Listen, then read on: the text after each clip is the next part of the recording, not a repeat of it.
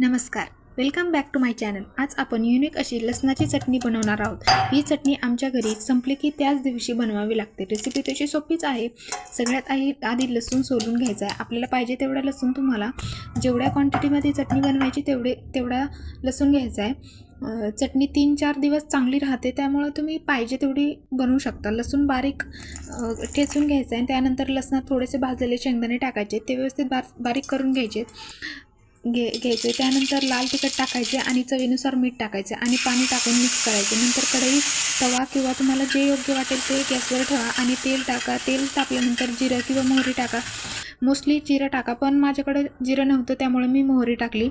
ते तडतडलं की आपण मिरची केली होती ते टाका आणि तेल सुटेपर्यंत परतून घ्या लो फ्लेमवर। आणि तेल सुटल्यावर लिंबाचा रस घाला। तयार आहे आपली लसणाची मिरची। थँक्यू।